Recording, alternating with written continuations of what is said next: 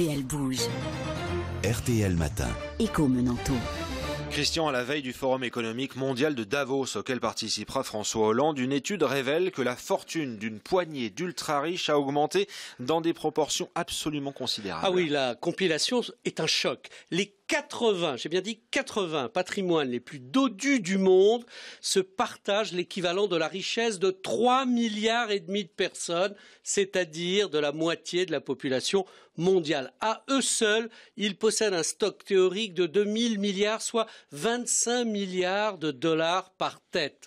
Attention, on ne parle pas ici de revenus, du salaire d'un travail ou d'une pension de retraite. C'est des indicateurs, cela, pour lesquels les écarts sont beaucoup plus resserrés, mais de patrimoine, c'est-à-dire les actions d'entreprise, les immeubles, les terres agricoles, les mines, les œuvres d'art.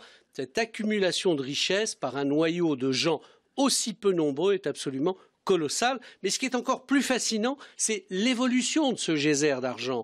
Entre 2010 et 2014, qui étaient quand même 4 années de pause économique, eh bien le flot de capital qui s'est accumulé sur leur compte a gonflé de 600 milliards de dollars. Alors c'est considérable, Christian, ce grand écart, il peut encore s'accroître? Écoutez, si l'on prolonge les tendances de ces dernières années, nous allons très vite avoir un tableau dans lequel 1% des plus riches posséderont autant que 99% de la population de la planète. Vous voyez qu'économiquement, socialement, politiquement, ce serait une bombe à retardement. Alors, bien sûr, il faut prendre quelques précautions. Les évaluations patrimoniales sont toujours techniquement fragiles.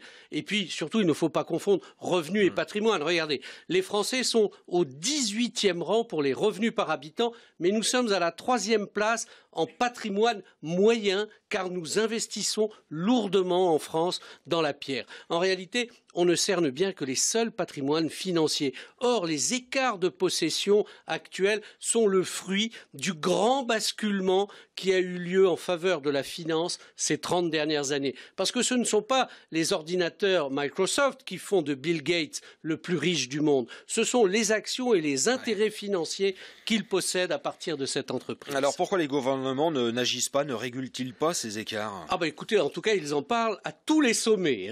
Et on verra même Barack Obama ce soir en faire un axe fort de son adresse aux Américains avec un projet de super taxe. Mais il ne faut pas rêver. Les lobbies de la santé, de la finance, de la pharmacie déversent 1 milliard de dollars chaque année, à la fois sur Washington et sur Bruxelles, pour défendre leurs intérêts et calmer les ardeurs de nos politiques contre les rentes de situation et surtout l'optimisation fiscale. La petite note du mardi. Oui, 5 sur 20 à Optique 2000. La coopérative d'opticiens vient d'être condamnée pour optimisation de facture. On est toujours dans l'optimisation, décidément, à une amende de 29,5 millions d'euros. Imaginez, elle modulait les prix en fonction du taux de remboursement des mutuelles. Alors, quand vous n'aviez pas une bonne mutuelle, bonjour la note. 5 sur 20, petite note, Christian Menanto, c'est sur rtl.fr.